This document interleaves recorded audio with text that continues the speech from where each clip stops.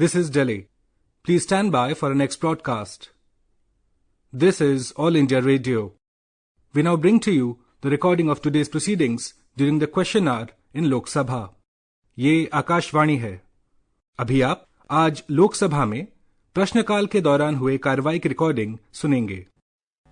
माननीय सभासदों, माननीय अध्यक्ष जी,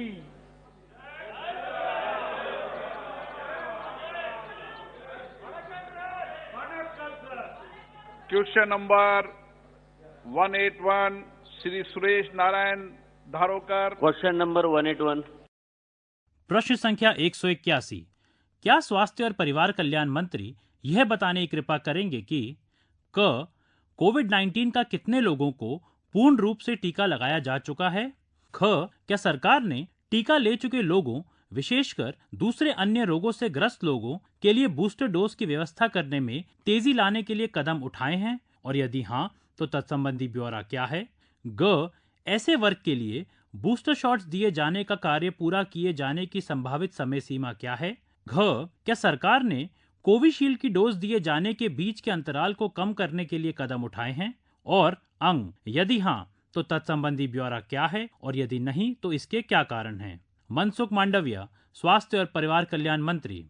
माननीय मंत्री जी. सर, सभा पटल पर रखा गया. सर, देश भर में भरपूर मात्रा में दी जाने वाली कोवैक्सीन और कोविशील्ड कोविड-19 के नए प्रारूप ओमिक्रॉन में कितनी असरदार है? क्या इस नए वेरिएंट के इलाज हेतु कोई स्टैंडर्ड ट्रीटमेंट प्रोटोकॉल दिशा निर्देश निर्धारित किए हैं? अगर हाँ तो उसका क्या आधार है? नए प्रारूप ओमिक्रॉन की असरदार जांच हेतु समस्त देश में कितनी प्रयोगशालाएं कार्यान्वित है और क्या यह पर्याप्त है? माननीय अध्यक्ष महोदय, ओमिक्रॉन वायरस 19 नवंबर को दुनिया में पहली बार पाया गया और अफ्रीका में ओमिक्रॉन का केस 24 नवंबर को रिपोर्ट किया गया. उसके बाद दुनिया में कई कंट्री में रिपोर्ट होने लगा. 1 नवंबर को इंडिया में भी ओमिक्रॉन जीनोम सीक्वेंसेस के दरमियान पाया गया. आज दुनिया में 59 कंट्री में ओमिक्रॉन वायरस पाया गया है और सारी जगह में, दुनिया में सभी जगह पे वैक्सीन उसके पर कितनी इफेक्टिव है, कोवैक्सीन हो या कोविशील्ड हो या फाइजर की वैक्सीन हो, कितनी है इफेक्टिव, उसके पर उसका वायरस को लेबोरेटरी में डेवलप करके स्टडी हो रहा है और इस स्टडी के आधार पर तय किया जाएगा कि कौन सी वैक्सीन कितनी इफेक्टेड है. अन्य सदस्य. अध्यक्ष महोदय, ये आंसर मुझे पूरा नहीं आया है. आपके माध्यम से मैं बोला है कि समस्त देश में कितनी प्रयोगशालाएं कार्यान्वित है और क्या ये पर्याप्त है? जीनोम सीक्वेंसेस के लिए देश में 36 लेबोरेटरी आज के दिन में उपलब्ध है और ये 36 लेबोरेटरी में 30,000 हम जीनोम सीक्वेंसेस कर सकते हैं. इतनी कैपेसिटी है आज के दिन में, और एक कैपेसिटी प्राइवेट लेबोरेटरी का उपयोग करके बढ़ाई भी जा रही है. सेकंड सप्लीमेंट्री क्वेश्चन है. आपने सप्लीमेंट्री क्वेश्चन राज बहादुर सिंह सप्लीमेंट्री पूछ लेना आपने. सेकंड पहले का ही आंसर था, पहले का ही था. सर मैं आपके माध्यम से पूछना चाहता हूँ, संभावित तृतीय लहर में शिशु या छोटे बच्चे प्रमुखता संक्रमित होते तो क्या तकनीकी आधार है एवं उनमें लक्षण और प्रभावशाली स्टैंडर्ड ट्रीटमेंट प्रोटोकॉल दिशा निर्देश चयनित किए हैं तथा प्रथम व द्वितीय लहर में पीड़ित लोगों में किस प्रकार की पोस्ट कोविड कॉम्प्लिकेशन देखी गई और भविष्य में उपचार हेतु उनका उपयोग किस प्रकार से होने की संभावनाएं है? माननीय अध्यक्ष महोदय, कोरोना वायरस ये बहुरूपिया वायरस है. समय समय पर वो म्यूटेट होता है और म्यूटेट होके वेरिएंट बदलता रहता है और समय समय पर जिस वेरिएंट और जिस तरह से उसकी इफेक्ट पाई जाती है उसको देखते हुए एडवाइजरी जारी होती है, प्रोटोकॉल तय होता है. ये सभी को देखते हुए भारत सरकार की ओर से जो भी एडवाइजरी और कोविड एप्रोप्रिएट बिहेवियर का पालन करने के लिए सूचना दी जाए, उसका देश पालन करे, ये आवश्यक होता है. Shri Raj Bahadur Singh, question number 181, 183 club किया जाता है. Shri N K Premchandra ji, question number 183. Sir, question number 183. प्रश्न संख्या 183। क्या स्वास्थ्य और परिवार कल्याण मंत्री यह बताने की कृपा करेंगे कि क्या सरकार ने कोविड-19 वैक्सीन की पर्याप्त मात्रा में उपलब्धता सुनिश्चित की है, और यदि हाँ तो तत्संबंधी ब्यौरा क्या है? क्या सरकार ने इस बात का संज्ञान लिया है कि वैक्सीन की कमी के कारण केरल में टीकाकरण में विलंब हुआ है, और यदि हाँ तो तत्संबंधी ब्यौरा क्या है और इस संबंध में क्या कार्रवाई की गई है? क्या सरकार का विचार प्रवासी कामगारों तथा छात्रों का टीकाकरण समयबद्ध तरीके से सुनिश्चित करने का है, और यदि हाँ तो तत्संबंधी ब्यौरा क्या है और इस संबंध में क्या कार्रवाई की गई है? क्या सरकार ने इस बात का संज्ञान लिया है कि वैक्सीन की दूसरी डोज निर्धारित समय अवधि के अनुसार नहीं दी गई है, और यदि हाँ तो तत्संबंधी ब्यौरा क्या है तथा सरकार द्वारा यह सुनिश्चित करने हेतु क्या कार्रवाई की गई है कि कोविड-19 वैक्सीन की दूसरी डोज निर्धारित समय अवधि के अनुसार दी जाए? मनसुख मांडविया, स्वास्थ्य और परिवार कल्याण मंत्री। माननीय मंत्री जी, रखा गया है। Sir, thank you very much sir. Sir, India started vaccination on 16 January 2021. So far, 6 vaccine has already been administered in India. And the statement of the Honorable Minister, which goes to shows that 51% of the total population in India, that is the specialized category, has already been administered by this vaccination. Sir, I would like to know from the Honorable Minister, because of the new variant, that is Omicron variant from South Africa, and it is creating big apprehension among the people, and also it is being learned from the newspapers, from the media reports, that this booster dose has already been started. And in the discussion on the vaccination, in the discussion of the COVID-19 also, I have put the very specific question, but unfortunately, the Minister did not answer to that question. I would like to know from the Honorable Minister, what is the booster dose policy of the Government of India? Whether it is being insisted or it will be administered to the people, because in foreign countries, especially in the developed countries, they have already started the booster dose. Even after the 2 doses of vaccination, again this virus infection is being there. In such a situation, whether it is being made mandatory so as to provide this vaccine, that is booster dose of vaccine, will be given to the people? If so, when? And also I would like to know from the Honorable Minister, what is the target of completion of the 2-dose vaccination? Still it is less than 51%. What is the target which has been fixed by the Government of India for the complete vaccination of the targeted population? Thank you very much, sir. माननीय अध्यक्ष महोदय, प्रेमचंद्रन जी ने जो कहा, हम तो चाहते हैं कि जल्द से जल्द 100% टीकाकरण हो जाए, और आज दुनिया में इंडिया मिसाल है, जिन्होंने 86% फर्स्ट डोज ऑलरेडी लगा दिया है। मैं दुनिया का कैसे और दुनिया में कितना डोज लगा है वो दिखाऊं तो उसके सापेक्ष में इंडिया ने बहुत बेस्ट करके दिखाया है। आप यूएसए में देखो, 70% फर्स्ट डोज लगा है, 59% सेकंड डोज लगा है। जर्मनी में 72% फर्स्ट डोज लगा है, 69% सेकंड डोज लगा है। फ्रांस में 80% फर्स्ट डोज लगा है, सेकंड डोज 78% लगा है। रशिया में 46% फर्स्ट डोज लगा है, पोलैंड में 55% लगा है, टर्की में 67% लगा है, साउथ अफ्रीका में 30% लगा है, नीदरलैंड में 76% लगा है, इटली में 78% लगा है, वियतनाम में 75% लगा है, बेल्जियम में 77% लगा है, ब्राजील में 78% लगा है, और स्लोवेकिया में 48% लगा है। माननीय अध्यक्ष महोदय, 193 देश है ना। माननीय अध्यक्ष महोदय, इंडिया ने आज 86% फर्स्ट डोज लगा दिया है। 7 करोड़ डोज राज्यों के पास आज के दिन में भी पड़ा हुआ है। मैं प्रेमचंद्र जी के अलावा सभी माननीय सांसदों को रिक्वेस्ट करूंगा कि अपने अपने क्षेत्र में झुंबेश और एक अभियान चला के वैक्सीनेशन अभियान को आगे बढ़ाएं। हाँ, booster dose policy, kindly enlighten the House regarding the booster dose policy also, because I will put the my. अध्यक्ष महोदय, मैं जब कोविड पर चर्चा चल रही थी उस दिन ही बता चुका हूं कि देश में हमारे पास 2 एक्सपर्ट ग्रुप है, एक है नेगवाक और एक है इंटागी। वो दोनों ग्रुप, एक ग्रुप वो रिसर्च करता है वैक्सीन पर और अपना ओपिनियन देता है, एक ग्रुप इम्यूनाइजेशन कब करना है, कैसे करना है, उसके ऊपर एडवाइस करता है। ये दोनों ग्रुप साइंटिफिक ग्रुप है। और उस दिन भी मैंने कहा था कि हमें पॉलिटिकल डिसीजन लेना है तो ये यहाँ ऐसी तैसी जो भी बहस कर सकते हैं, लेकिन हमें हमारा देश के साइंटिस्ट पर भरोसा है।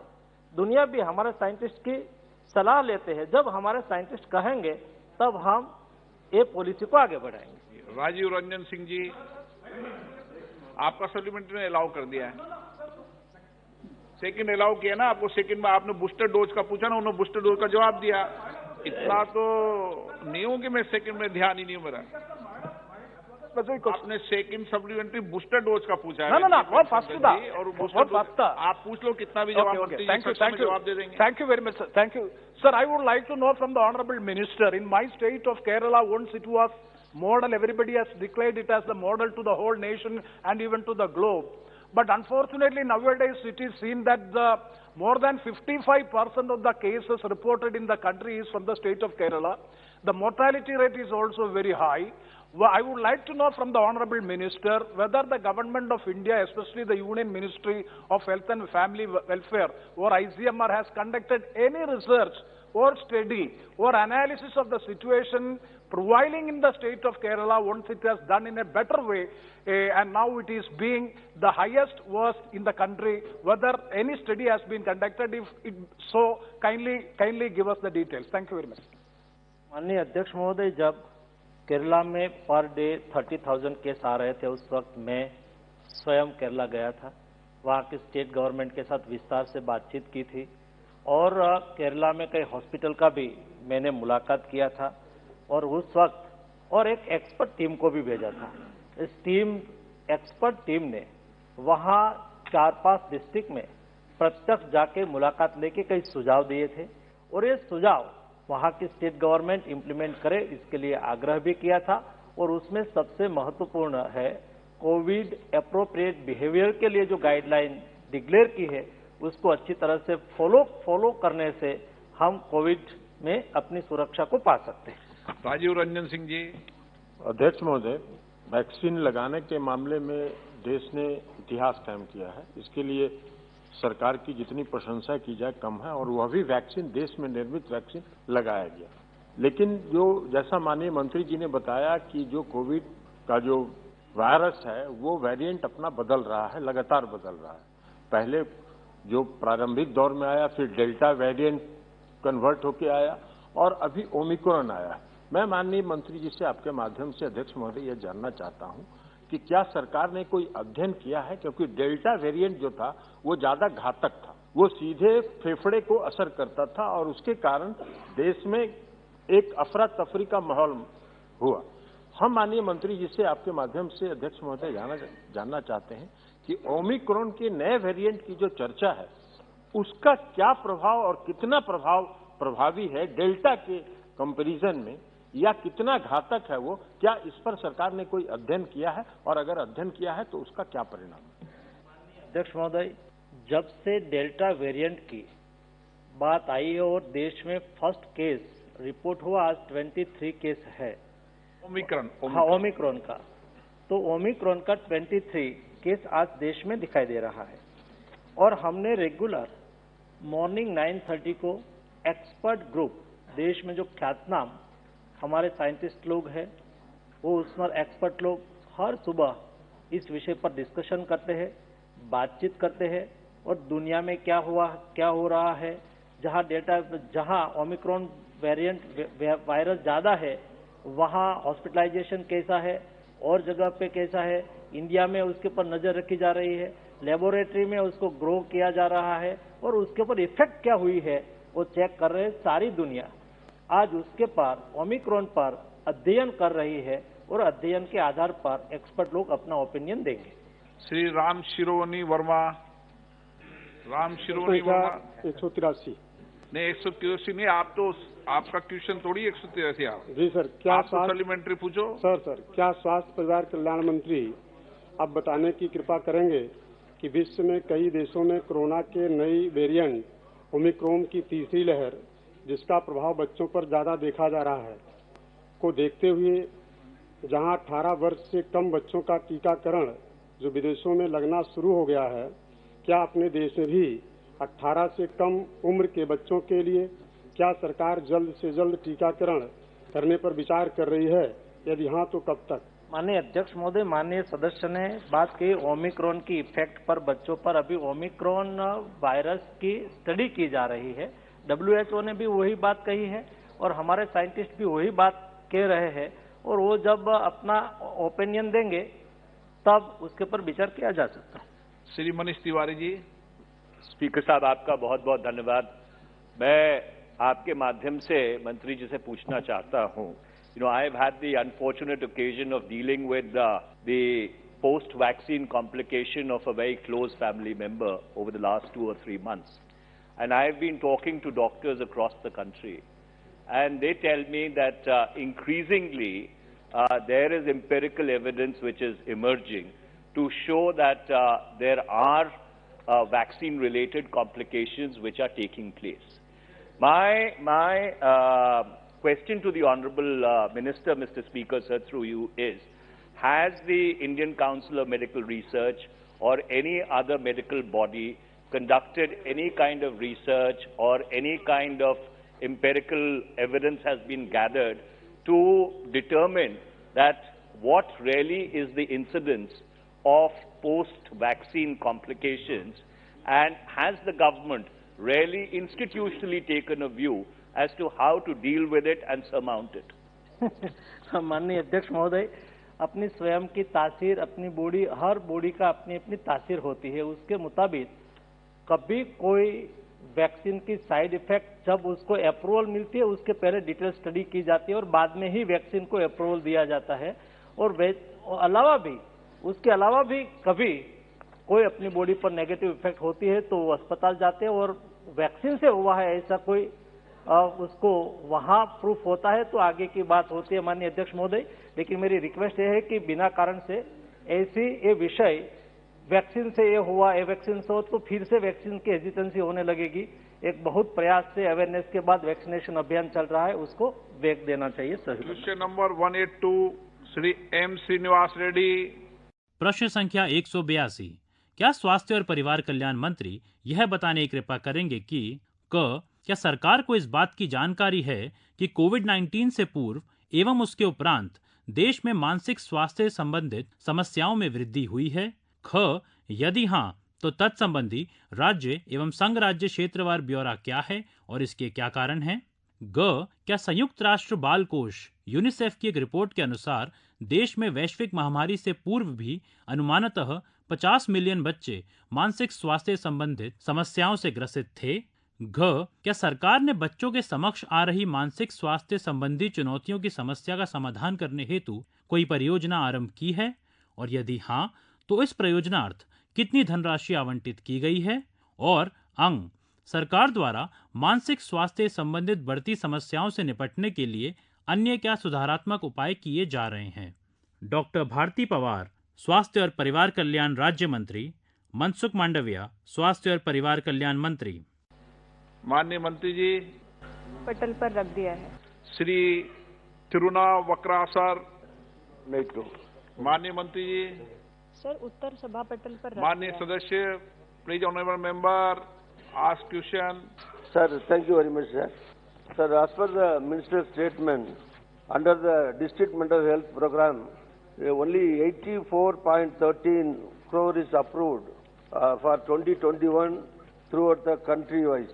So we have got nearly 550 districts in the country. So this amount allotted district-wise is very, very meager amount.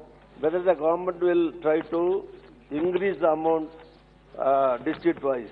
And sir, whether it is true that developed countries allocate 5 to 18% for the annually for the health care budget for mental health, and whether it is true that India is allocating only roughly 0.05% only for the mental health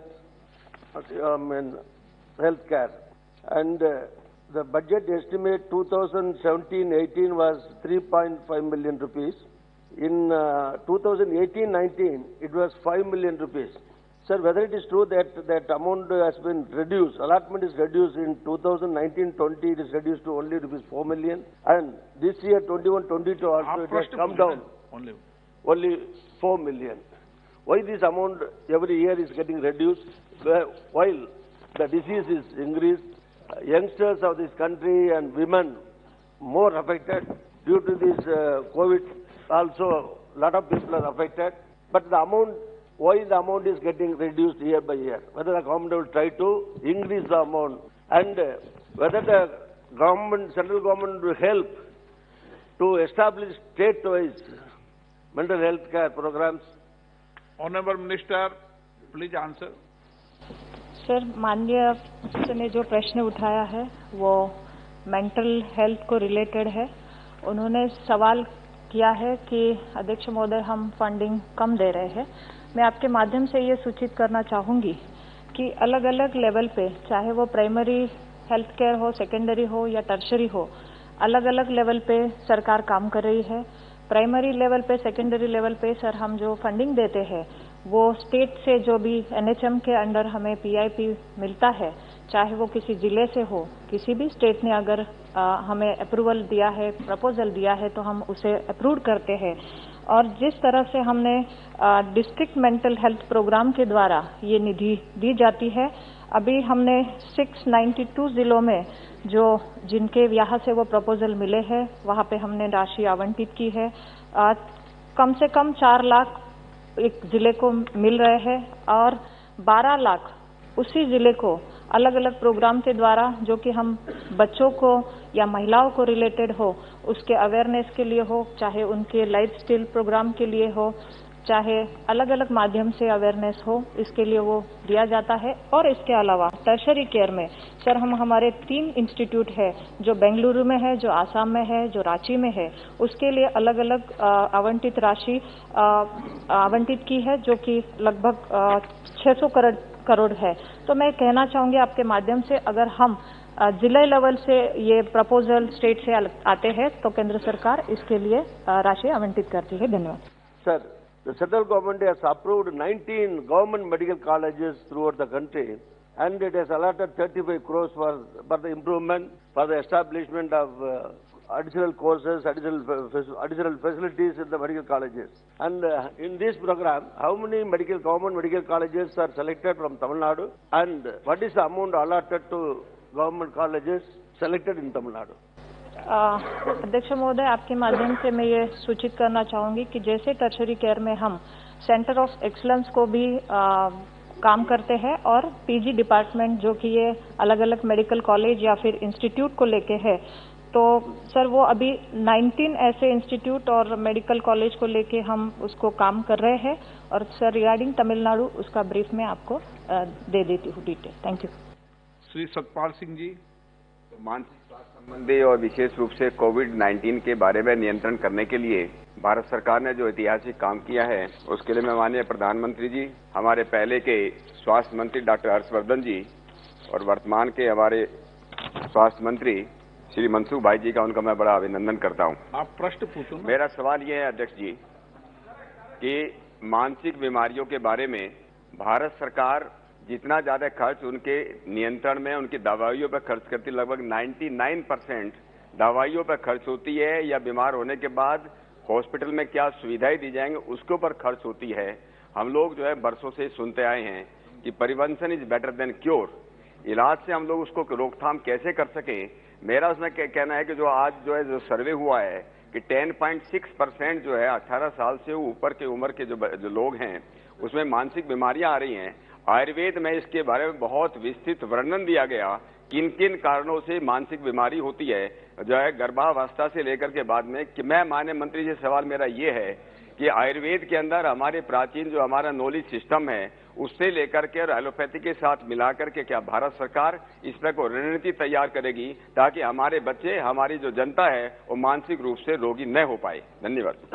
माननीय अध्यक्ष महोदय, mental health एक महत्वपूर्ण subject है और भूतकाल में उसके ऊपर काम भी बहुत बहुत कम हुआ है और जनता में उसके प्रति थोड़ा फोबिया भी होता है और स्वयं भी मेंटल हेल्थ के बारे में बातचीत करना थोड़ा संकोच भी महसूस करते हैं और इसलिए मेंटल हेल्थ फोकस में नहीं आता था, लेकिन मेंटल हेल्थ थी ही और मानसिक दर्द और उसका इलाज करना बहुत आवश्यक है और उसका इलाज हो भी सकता है और इसलिए भारत सरकार की ओर से 3 इंस्टीट्यूट तो काम कर रही है और हमने सबसे ज्यादा ये पाया गया जब लॉकडाउन चल रहा था, लोग घर में थे तो उसके लिए बहुत कॉल भी आते थे। हमने उसके लिए एक कॉल सेंटर भी चालू किया, वहां प्रत्यक्ष अपनी समस्या कॉल करके बता सके, मेल करके बता सके, तो हम तुरंत ही एक्शन मोड में आए और उसको कंसल्टेशन देना चालू किया, उसके साथ बातचीत करना चालू किया और उसको सजेस्ट भी किया गया कि आप नजदीक की यहाँ हॉस्पिटल है वहाँ काउंसलिंग करिए।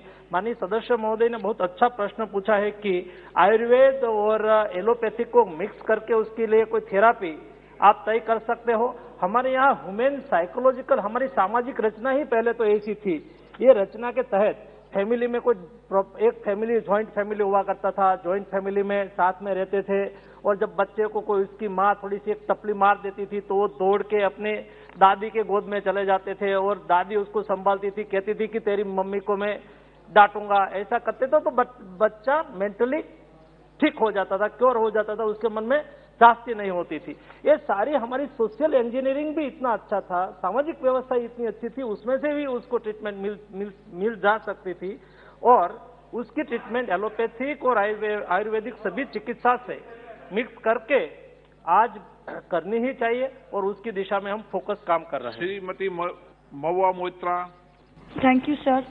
With your permission, I'd like to bring one issue and ask the Honorable Minister one thing, is that during COVID, we saw that a lot of our parents, our grandparents, because of COVID, all of us were worried. We told them, don't go out of the house, don't go anywhere. So, for example, my parents, touchwood, did not get COVID. A lot of people did not get COVID. But staying in the house, continuously locked up for older people above 60, could not go for walk, could not go out, could not see anybody. They are suffering from depression, anxiety, and a lot of other issues. A lot of people's children stays away. So, as part of COVID protocol, as far as आपका प्रश्न क्या है? प्रश्न है कि going forward, is the government thinking of something where we have community helplines or the health department set up community helplines as part of COVID management to call on over 60s to see if they are mentally okay, because just because they have not got COVID. अध्यक्ष महोदय, बहुत ही अच्छा सवाल उठाया है जो कि एक पेरेंट्स को लेके हो, एल्डरली पीपल या हमारी महिलाओं के बारे में हो। Sir, government has taken number of initiative to provide the psychological support during this COVID-19 and after post-COVID also. Sir, हमने ऐसे कई हेल्पलाइन दी है कि जिसमें हम psychological support देते हैं by mental professionals to the entire affected population, including the elderly women and all elderly people and children also. Also, sir, हमने कुछ guidelines भी जारी किए हैं हर एक स्टेट को कि जो management for the mental health issues को एडवाइजरी दी है। मीडिया प्लेटफॉर्म से अवेयरनेस के लिए भी सर काम हो रहा है। सर, अलग अलग तरीके से चाहे वो सोशल मीडिया से हो या फिर अवेयरनेस के माध्यम से, और सर वेबसाइट भी जारी की है जिसमें आप हेल्थ मिनिस्ट्री के डिपार्टमेंट से हम वो website behavioural health and psychological helpline भी दी है। Sir, Diksha platform I got से ट्रेनिंग भी दी है कि जिसमें हम साइकोलॉजिकल सपोर्ट करें और दैट ट्रेनिंग थ्रू हम online capacity building of the health work is also doing. Question number 184 Shri Chandrashekhar Prasad. Number 184। प्रश्न संख्या 184।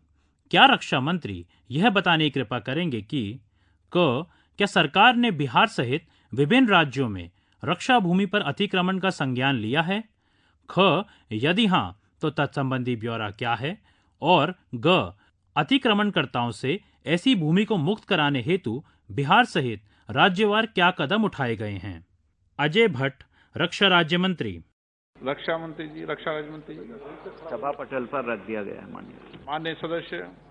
अध्यक्ष महोदय, नए अतिक्रमण की सतर्कता, पहचान और रोकथाम सुनिश्चित करने की जरूरत है। रक्षा विभाग का बहुत सारा जगह जहां तहां इंक्रोचमेंट हो रहा है और उसका रोकथाम नहीं होने से काफी जगह जो है वह लोग अनधिकृत रूप से कब्जा में लिए हुए हैं। इसलिए मेरा मंत्री जी से आग्रह होगा कि इसको जल्द से जल्द इस पर कोई व्यवस्था लागू किया जाए। अगर कोई लागू हुआ है तो उसकी जानकारी दी जाए। मान्यवर, कुल 9,505 एकड़ रक्षा भूमि आज के दिन तक इंक्रोच की गई है और 477 एकड़ भूमि अकेले बिहार राज्य में है।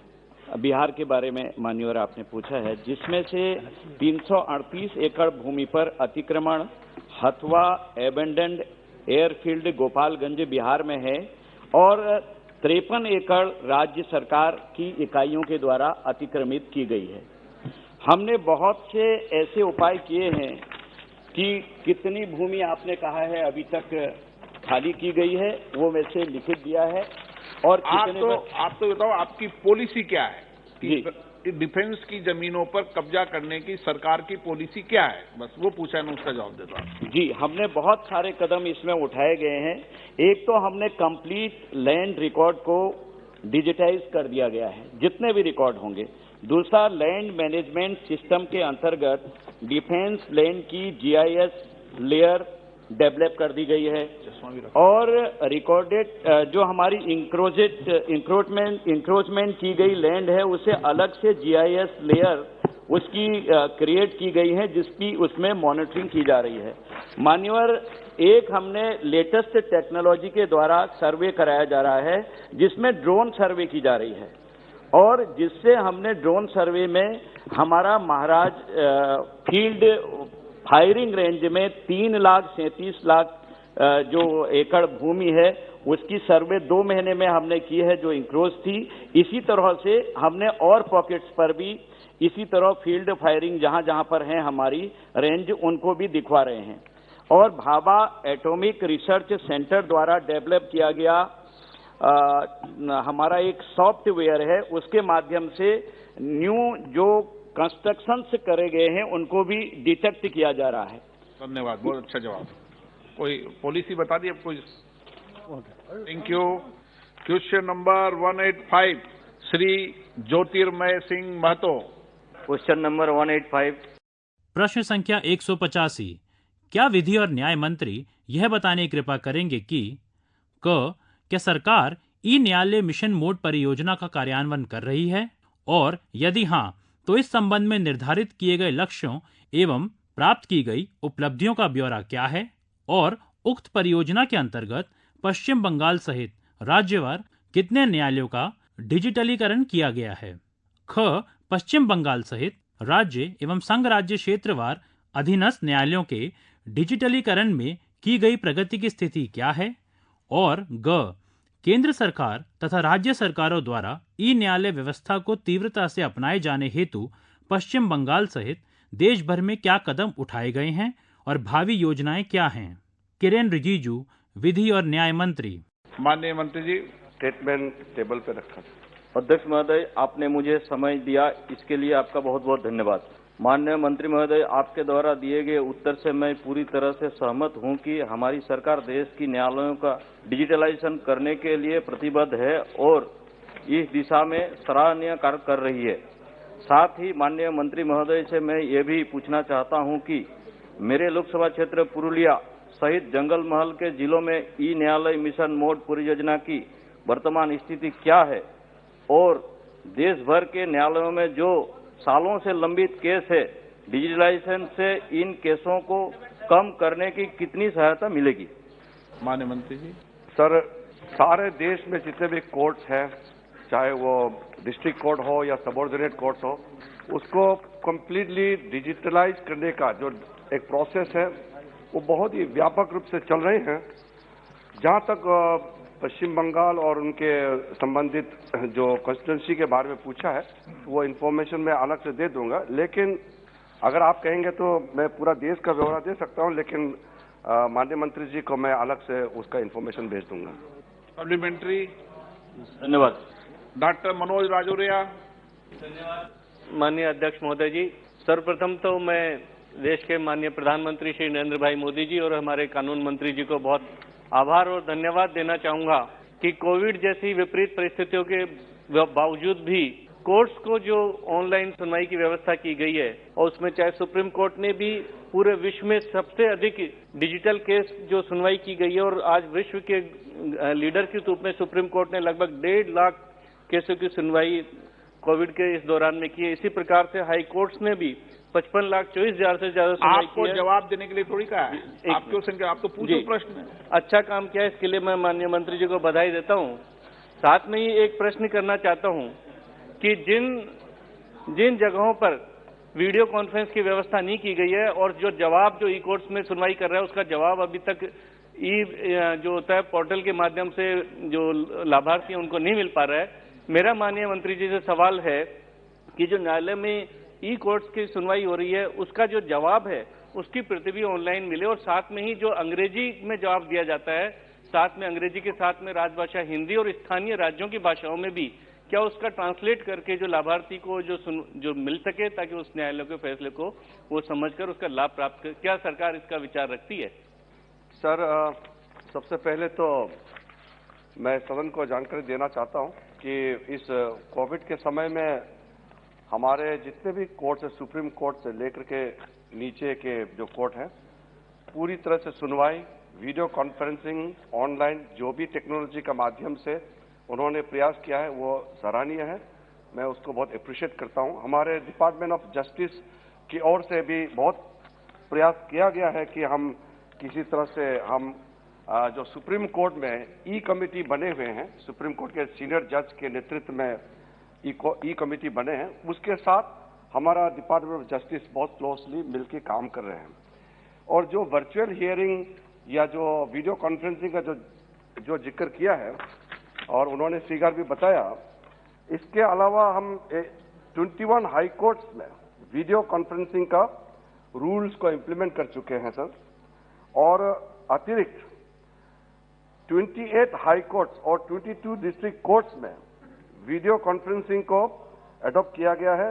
आत्मनिर्भर ऐप चैलेंज के रूप में हमारे भारत के अपने ही लोकल लेवल से इसका जो डेवलप किया गया है उसका, और भारत बीसी और ये सारे चीज को शॉर्ट लिस्ट करके रखा है और उसको ट्रायल कर रहे हैं ताकि हम एक यूनिफॉर्म वीडियो कॉन्फ्रेंसिंग देश भर के कोर्ट में लागू कर सके ताकि सुविधा सबको बराबर हो।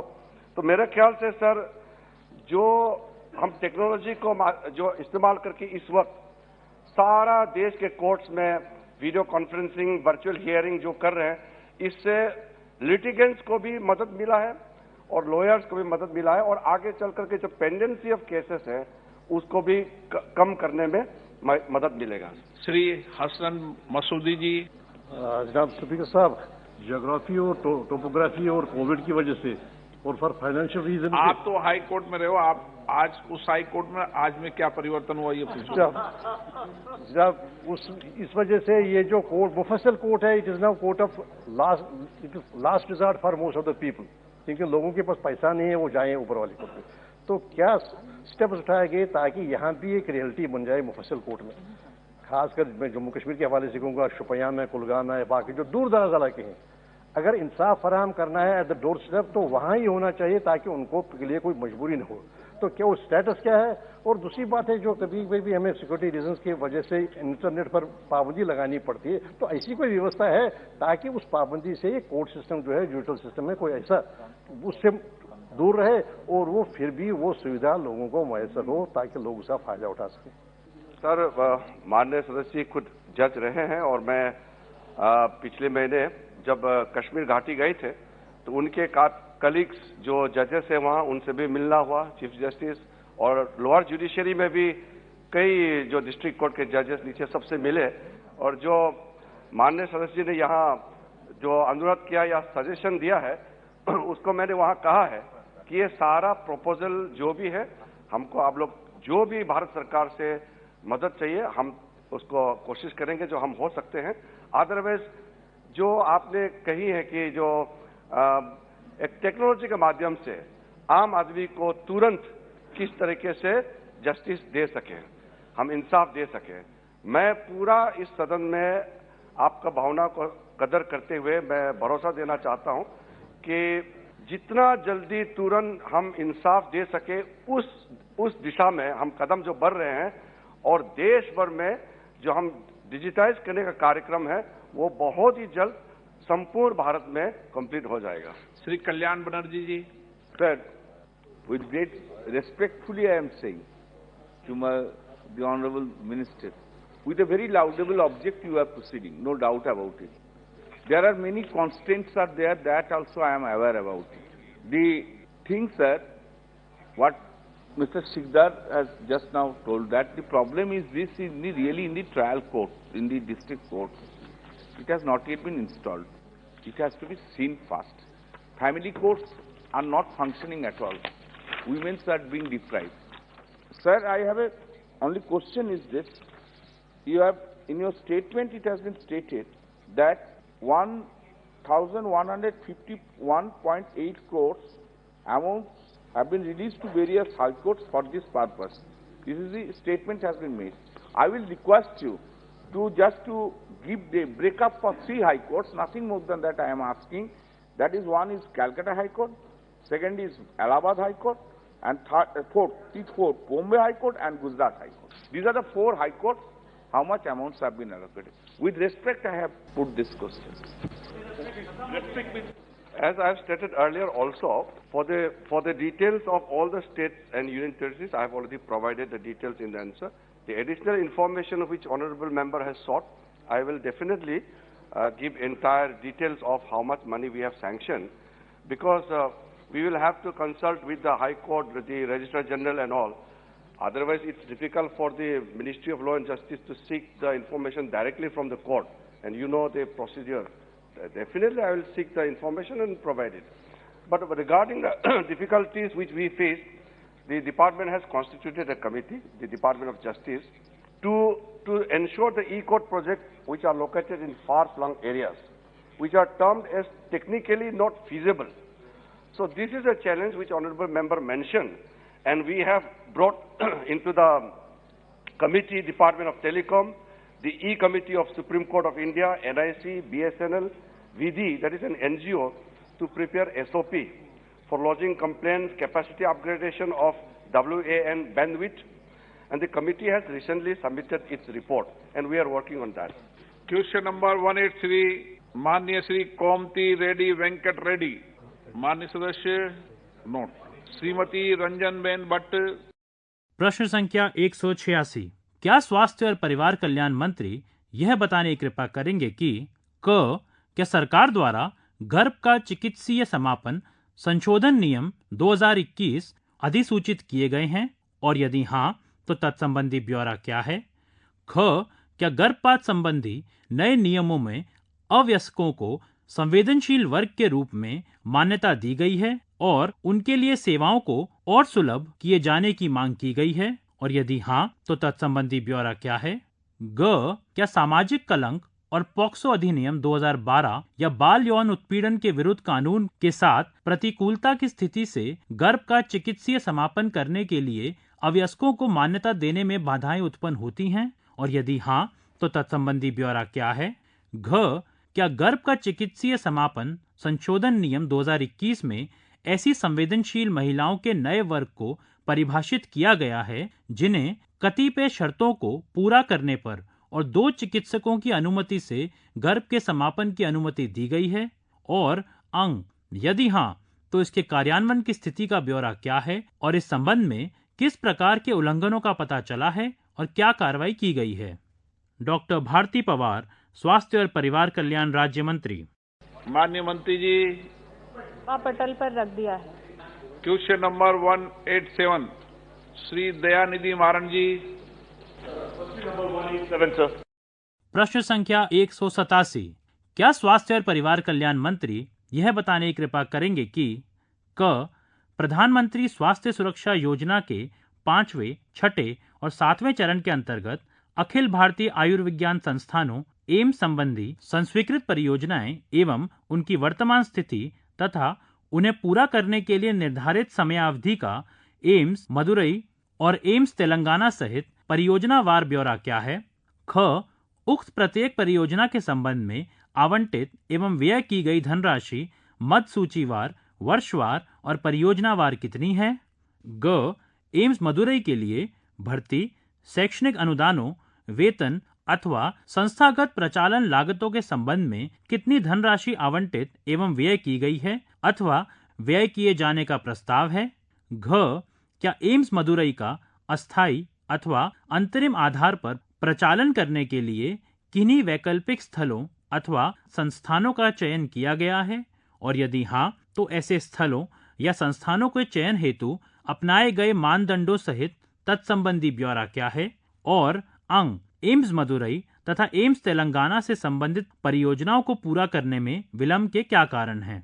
डॉक्टर भारती पवार, स्वास्थ्य और परिवार कल्याण राज्य मंत्री, मनसुख मांडविया, स्वास्थ्य और परिवार कल्याण मंत्री। सर, उत्तर सभा पटल पर रख दिया है। Sir, the Madurai AIIMS is a very prestigious location for us in Tamil Nadu. The Prime Minister himself personally came and laid the foundation stone 2 years back. Now the Minister has said that it's going to be completed in 2026, and they're going to take temporary occupation of government colleges to place the students. So my question is very simple. People, students and parents want to choose AIIMS because of the infrastructure, and AIIMS is much better compared to the other institutions in India. When you don't have your own, especially in comparison to AIIMS Delhi, that's the image they have. In this situation, you don't have a campus, and it's very, very clear. The first batch of students will never be sitting in your own campus because the 5-year course will get over, and you're completing the building only in 2026. So, isn't the letdown? Isn't the compromise? Aren't you compromising the education of these students who are coming there thinking they're going to get the same standard or levels of Delhi AIIMS? अध्यक्ष महोदय, आपके माध्यम से मैं ये कहना चाहूँगी कि PMSSY के माध्यम से जो नए एम्स खुल रहे हैं और कुछ upgradation of existing government medical college ये काम चल रहे हैं, उसमें आपने जो सदस्य महोदय ने जो चिंता जताई है कि ये काम कब तक पूरा होगा, आदरणीय प्रधानमंत्री जी के नेतृत्व में जबकि 6 एम्स थे, अभी 22 एम्स खुलने जा रहे हैं, जिसमें ये 16 नए हैं।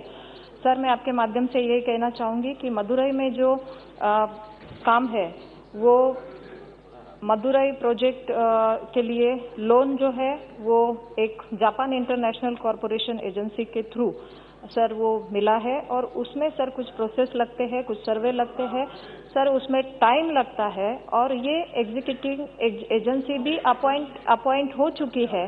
उसके बाद सर उसके कंप्लीशन के लिए, जैसा कि हमने कहा, हर एक एम्स के लिए सर आप माननीय सदस्य को मेरी आपके माध्यम से ये विनती है कि सर ये प्रोग्रेस में है, और सर ये कंसल्टेंट भी उसमें अपॉइंटमेंट हो चुके हैं, और उसके बावजूद सर बच्चों के लिए ये जो कॉलेज के लिए आपने चिंता जताई है, उसके लिए गवर्नमेंट ने सर स्टेट के लिए ये कहा है कि ये temporary suitable temporary infrastructure for starting the first batch of MBBS के लिए हमने रिक्वेस्ट भी किया है सर मदुरई के लिए हमारी उतनी ही अहमियत है और प्राथमिकता है जिस पे सरकार काम कर रही है। धन्यवाद।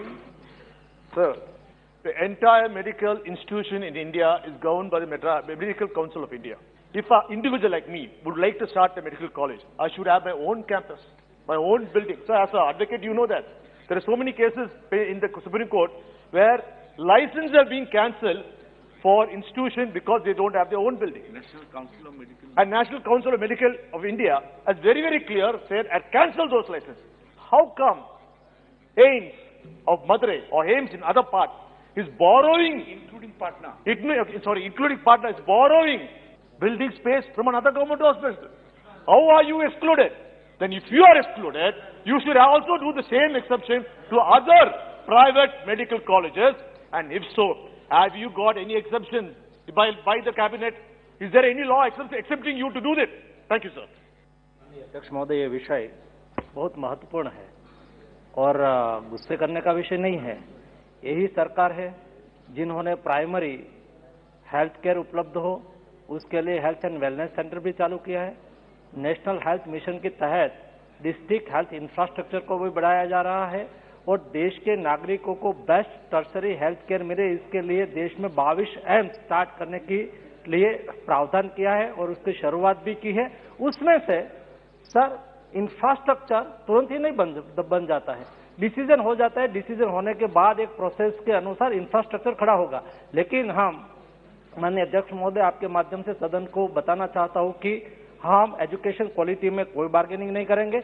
हमारे बच्चे यही माइंडसेट के आएंगे, जो एम्स ही है और एम्स का स्टैंडर्ड का ही वहां एजुकेशन दिया जाएगा, चाहे इंफ्रास्ट्रक्चर कब भी तैयार हो। और उसके लिए जो प्रोसीजर हो रही है वो इंफ्रास्ट्रक्चर भी रेडी हो जाएंगे और बच्चों को अच्छा एजुकेशन भी मिलेगा, उसमें कोई चिंता करने की आवश्यकता नहीं है। श्री वीएन बोरल कुट्टा जी, डॉक्टर मोहम्मद जावेद। सर बहुत बहुत शुक्रिया सर।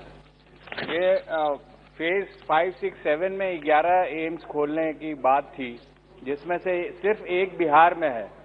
सर आपको बताते हुए मुझे खुशी है कि जब सर्वे किया गया था तो सिर्फ किशनगंज एक ऐसा जिला था जिसने 200 एकड़ का रिटन प्रपोजल जून 2016 में दिया था, लेकिन अनफॉर्चुनेटली उसको कंसिडर नहीं किया गया। और जो दूसरे जगह को इन लोगों ने चिन्हित किया, वहां पे अभी तक कोई फंड नहीं रिलीज हुआ। Sir Bihar is not only the poorest state in India, और सीमांचल किशनगंज का एरिया जहां पे 200 एकड़ दी जाने की बात थी, वो दैट इज द पुअरेस्ट इन बिहार। तो उसको मद्देनजर रखते हुए अव्वल दरभंगा को जो इन्होंने सेलेक्ट किया, इनका राशि कब देंगे, और किशनगंज को आने वाले जो 22 एम्स की बात कर रहे हैं। Sir Bihar is also the most densely populated area with approximately 14 crore people. तो क्या किशनगंज को उस 22 में लेंगे, और अगर नहीं लेंगे तो क्यों नहीं लेंगे सर? Thank you. माननीय अध्यक्ष महोदय, बिहार को गरीब स्टेट नहीं रहने देना है। पूर्वी भारत का आर्थिक भी विकास हो, सामाजिक व्यवस्थाओं भी हो और हेल्थ इंफ्रास्ट्रक्चर भी बढ़े। आज तक तो ऐसी ही व्यवस्था थी कि कोई पेशेंट बीमार है और उसको टर्शरी केयर की आवश्यकता है तो दिल्ली के सामने ही देखना पड़ता था। लेकिन प्रधानमंत्री जी के नेतृत्व में डिसीजन किया गया कि देश में सभी क्षेत्र में एम्स का निर्माण हो, टर्शरी हेल्थ केयर मिले। इस वजह से बिहार में भी एक दिल्ली में जो एम्स है, ऐसा एम्स बनाया जाएगा। फंड की कोई चिंता नहीं है, जैसे जैसे वहां काम आगे बढ़ता जाएगा, क्योंकि उसकी भी एक प्रोसीजर होती है। पहले डीपीआर बनता है, डीपीआर के बाद टेंडर होता है, टेंडर के बाद काम वर्क स्टार्ट होता है, वर्क के प्रोग्रेस के अनुसार फंड उपलब्ध होता है। इसलिए बिहार में कोई फंड की कमी नहीं रहने देंगे। वहां भी एक बेस्ट और उत्तम तरीके की वहां एम्स निर्माण होगी, जो बिहार की जनता की हेल्थ केयर में उपयोगी होगा। श्री हर्षमित बादल जी। शुक्रिया सर। सर मैं आपके द्वारा पूछना चाहूंगी कि 2015 में बठिंडा में एम्स सैंक्शन हुआ था और उसको शुरू हुए भी आपके इसमें लिखा है कि ये 2019 से इसका ओपीडी चल रहा है सर। अभी कोरोना के समय में जहां पूरी जगह महामारी थी, पंजाब में सबसे ज्यादा फेटेलिटीज पंजाब में हुए थे, और इतना बड़ा इंफ्रास्ट्रक्चर होने के बावजूद, क्योंकि उसकी कंप्लीशन नहीं हुई है, उधर कोई इन हाउस पेशेंट्स नहीं रख सकते थे, सारी बिल्डिंगें तैयार थी, लेकिन मसा 20 से 40 पेशेंट कोरोना के वहां पे एडमिट हुए और बेचारे गरीबों को प्राइवेट में जाना पड़ा। दूसरी बात, ये इतना बैकवर्ड एरिया है कि यहाँ से आप सब जानते हैं ये ट्रेन चलती है कैंसर एक्सप्रेस, जो बीकानेर जाके वहां पे कैंसर का इलाज होता है, जिस करके ये बठिंडा यहाँ पे लेके आए थे। तो इतना बड़ा इंफ्रास्ट्रक्चर होने के बावजूद अभी सिर्फ ओपीडी चल रही है। इसको कंप्लीट करके इन हाउस पेशेंट्स के लिए, ट्रीटमेंट के लिए, ऑपरेशन के लिए, ये कब तक आपकी कंप्लीशन डेट है? उसके फंड्स पूरे होके पूरी रिक्रूटमेंट, ताकि पेशेंट्स इस बड़े इंफ्रास्ट्रक्चर का फायदा उठा सके और बिल्डिंग ऐसे कंडम ना होती रहे। माननीय मंत्री जी। माननीय अध्यक्ष महोदय, बठिंडा एम्स जो कि फेज 5 में शुरू किया था और उसका लगभग 95% काम आगे बढ़ चुका है। जैसे कि माननीय सदस्य ने कहा कि वहाँ की ओपीडी तो चालू है 2019 से, और आईपीडी की आपने मांग रखी है, जरूर अगले आने वाले दिनों में आईपीडी का भी शुरू करने का प्रावधान है। और वहाँ के एमबीबीएस क्लासेस भी शुरू हो चुके हैं 19-20 की बैच से। हम चाहते हैं कि ये जरूर आगे बढ़े और सभी एम्स के लिए ये प्रावधान है कि विद इन टाइम लिमिट वो हो, और वो कंस्ट्रक्शन के लिए सर टाइम लगता है तो ये विद इन टाइम लिमिट में होगा, ये हम प्रयास करते हैं। Question number 188 Shri K G Madhav ji. प्रश्न संख्या 188, क्या स्वास्थ्य और परिवार कल्याण मंत्री यह बताने की कृपा करेंगे कि क्या सरकार द्वारा पोस्टमार्टम प्रक्रिया के लिए हाल ही में नए प्रोटोकॉल को अधिसूचित किया गया है, और यदि हाँ तो इस संबंध में बनाए गए संशोधित निबंधनों एवं शर्तों सहित तत्संबंधी ब्यौरा क्या है। क्या प्रोटोकॉल में यह अनुबंधित किया गया है कि अंगदान के लिए पोस्टमार्टम प्राथमिकता के आधार पर और सूर्यास्त के उपरांत भी ऐसे अस्पतालों में किया जा सकता है जिनमें नियमित आधार पर पोस्टमार्टम करने के लिए अवसंरचना विद्यमान है, और यदि हाँ तो तत्संबंधी ब्यौरा क्या है। और प्रक्रिया में उपरोक्त बदलावों से अंगदान में और मृतक के संबंधियों को किस प्रकार सहायता मिलेगी। मनसुख मांडव्य, स्वास्थ्य और परिवार कल्याण मंत्री। Speaker sir, the postmortem rules prescribe that in deaths where homicide, suicide, rape or foul play is suspected, alleged or the body is decomposed, the dead bodies should only be examined during daylight hours. But if the law and order situation is fragile, then the procedure can be expedited to be conducted after daylight hours. Can the minister clarify is what constitutes a fragile law and order situation and which authority will decide if the law and order situation is fragile? माननीय अध्यक्ष महोदय, जब postmortem की बात आती है तो postmortem पहले तो एक देश में यूनिवर्सल रूल्स यही था कि दिन में ही पोस्टमार्टम किया जाए, लेकिन बदलते समय में टेक्नोलॉजी बदली है। जब ये समय था और उस समय लाइट नहीं थी, और लाइट नहीं थी तो रात में पोस्टमार्टम नहीं किया जाता था, लेकिन अभी टेक्नोलॉजी बदली है, लाइट भी उपलब्ध हुई है, फोक्स भी उपलब्ध हुआ, तो उसकी वजह से कई ऐसे केसेस है उसमें हम नाइट में सामान्य केस है तो रात्रि में भी हम ये अच्छा प्रयास कर सकते हैं। ये प्रयास और उसके अलावा कई ऐसे केस है जिसमें विशेष आवश्यकता होती है, जैसे कोई इंसिडेंट हो, जिसमें कोई पुलिस कंप्लेन हो गई हो, जिसमें कोई बलात्कार हुआ हो, पैनल डिस्कशन, पैनल पीएम की आवश्यकता हो, ऐसे क्राइटेरिया तय किया है। ऐसी स्थिति में दिन में करना है, वीडियोग्राफी के साथ पीएम करना है, जैसे कोई ऐसी लैप्सेस ना छूटे।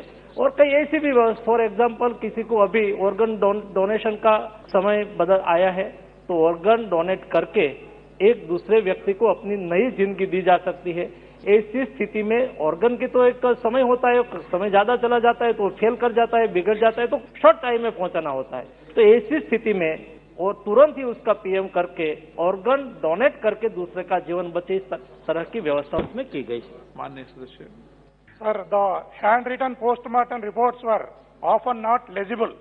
Unless they were legible written, it would not be possible for non-medical people to understand the writings of the doctors and forensic experts. The certificates had to be read and understood for conducting investigation and deciding cases. Can the minister make amends to the new protocol for postmortem procedures, mandating doctors to provide typed postmortem reports? माननीय अध्यक्ष महोदय, विषय भी महत्वपूर्ण है, लेकिन उसका clarification मांगा जा सकता है। फॉर एग्जाम्पल मंत्री जी, इसमें पोस्टमार्टम रिपोर्ट जो हाथ से लिखी जाती है वो ठीक से नहीं लिखी जाती, तो इसको कंप्यूटराइज करा दे, मतलब ठीक रहेगा, मुझे लगता है। उसमें मैं बताता हूँ माननीय अध्यक्ष महोदय, बात सही है। कई बार हर लोग हैंड राइटिंग होता है, मैंने लिखा हुआ हैंड राइटिंग मैं उसको पढ़ सकता हूँ, शायद दूसरा ना भी पढ़ सके, तो ऐसी स्थिति में कभी मुश्किल हो सकता है। लेकिन ये भी हम सुनिश्चित किया है कि ऐसी स्थिति में उसको ट्रांसलेट और राइटिंग में टाइप करना है, कंप्यूटराइज करना है, तो वो उसके पास करवा सकते हैं। जो मुझे या तो कोई जज को या तो एक्सपर्ट को उसका क्लैरिफिकेशन चाहिए, तो उसकी ही जिम्मेवारी बनती है कि वो उसको टाइप करके लिख के दे, जैसे सुविधा हो सके और कोई दिक्कत ना हो। श्रीमती चिंता Anuradha. Thank you, Speaker, sir. Sir, according to the reply given by the Honorable Minister regarding the postmortem, the new guidelines have been issued for conducting postmortem in hospitals after sunset. But till today, the rural areas especially are suffering regarding the postmortem, and they don't have a raised voice or a greater voice to debate with the doctors for the postmortem report, and the sufferers are the rural area people, sir. So do we have any special guidelines issued to the doctors specially all throughout the India? Thank you, sir. साहब, हमारी सरकार ग्रामीण लोगों की आवाज ज्यादा सुनती है, इसलिए ये डिसीजन हुआ है कि ग्रामीण लोग या यूनिवर्सल देश में कोई भी नागरिक आसानी से उसको हेल्थ केयर भी उपलब्ध हो, उसके यहाँ किसी का डेथ हुआ हो तो डेथ को पीएम करना है तो भी वो दिन के कर सके और डेड बॉडी को अपने घर पे ले जा सके, और इसलिए यहाँ से परिपत्र किया गया है। सभी स्टेट गवर्नमेंट को भी उसका संज्ञान दिया गया है, स्टेट गवर्नमेंट उसको फॉलो करे, ऐसी एडवाइजरी की गई है। Question number 189 Shri Ritesh Pandey. प्रश्न संख्या 189, क्या विदेश मंत्री यह बताने की कृपा करेंगे कि क चाहबार पत्तन परियोजना की वर्तमान स्थिति क्या है, ख इस परियोजना में निवेश करने वाले संगठन, समूह, देश कौन कौन से हैं, और ग इस परियोजना को कब तक अंतिम रूप दिए जाने की संभावना है। डॉक्टर एस जयशंकर, विदेश मंत्री। बहुत बहुत धन्यवाद आदरणीय अध्यक्ष जी। मैं आपके माध्यम से माननीय मंत्री जी से ये पूछना चाहता हूं कि ये जो यूएस सैंक्शंस 4 बार ईरान के ऊपर लगाए गए हैं, उसका 4 बार पोर्ट से के जो हमारे काम चल रहे थे उस पर उसका क्या प्रभाव पड़ रहा है, क्योंकि ईरानी लोग ये बोल रहे हैं, ईरानी जो वहां का गवर्नमेंट है वो पब्लिकली ये कह रही है कि हमारा 4 बार पोर्ट का जो प्रोजेक्ट है वो बहुत ही बुरी तरह से डिले हो गया है। तो क्या ये सैंक्शंस जो लगाए गए हैं इनका प्रभाव इस प्रोजेक्ट पर पड़ रहा है? यदि पड़ रहा है तो उसका क्या हल निकाल रहे हैं? और हमें यह भी जानकारी है कि इसका फायदा उठा करके चाइना जो है इस पोर्ट को पूरी तरह से अपने कब्जे में लेकर के इसके ऊपर काम करने का प्रयास कर रहा है। रेल लिंक के साथ तो कर ही चुका है। Sir, through your medium, I would like to inform the honourable member that his assertion is completely inaccurate. This agreement was signed in 2016. We took possession of the terminal in 2018. We have already supplied 6 cranes. The terminal is fully functional. We have given details of how much cargo it is handling, how many countries it is covering, and the US sanctions are not relevant to this project at all. मेरा दूसरा सवाल माननीय अध्यक्ष जी आपके माध्यम से मंत्री जी से ये है कि इस पोर्ट का इस्तेमाल जो है सेंट्रल एशियन कंट्रीज को और अफगानिस्तान को भी आपने अपने आंसर में दिया है कि वहां पे मदद देने के लिए चाहे वो वीट की हो या किसी और चीज की हो उसका इस्तेमाल किया जाता था। क्या इस समय जो ये अफगानिस्तान गवर्नमेंट का टेक ओवर हो गया है तालिबान द्वारा, क्या कोई बैकडोर आपने एग्रीमेंट किए हैं ताकि ये मदद वहां पे होती रहे? यदि ऐसी कोई एग्रीमेंट हुए तो उसको बताने का। आप संबंधित प्रश्न पूछे। Sir, I would like to inform the honourable member that Chabahar Port, all our agreements on its operations are limited to Iran. Originally there was a trilateral agreement, but that was the basis to set it up. In terms of port operations, we are not required to have any agreement with the government of Afghanistan, and I assure you the port is functioning and functioning well. 190 advocate AM Arif ji. प्रश्न संख्या 190, क्या विदेश मंत्री यह बताने की कृपा करेंगे कि क्या कोविड-19 वैश्विक महामारी के परिणाम स्वरूप खाड़ी देशों में बड़ी संख्या में नियोजित उत्प्रवासी भारत वापस लौटने को विवश हुए थे? यदि हाँ तो खाड़ी देशों से मार्च 2020 से वापस लौटने वाले व्यक्तियों की राज्यवार संख्या कितनी है? क्या सरकार का कोई प्रस्ताव खाड़ी देशों से लौटने वाले ऐसे व्यक्तियों के लिए एक बारगी वित्तीय सहायता प्रदान करने का है जिनकी नौकरी छूट गई है, और यदि नहीं तो इसके क्या कारण हैं? क्या सरकार को वापस लौटे उत्प्रवासियों को एक बारगी वित्तीय सहायता प्रदान करने के लिए केरल राज्य से कोई अभ्यावेदन प्राप्त हुआ है, और यदि हाँ तो इस संबंध में क्या कार्रवाई की गई है?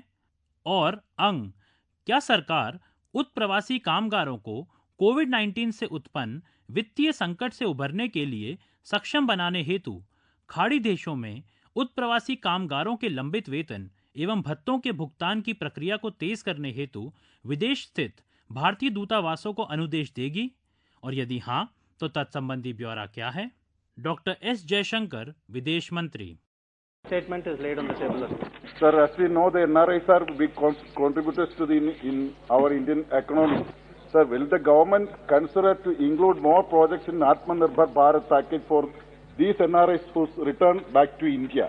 प्रश्नकाल समाप्त हो गया है, आप बता दें। With regard to the workers who have come back, NRIs who have come back to India, sir, our focus is on trying to get them back, in restoring the jobs, in making sure that the payments which are due to them are given back.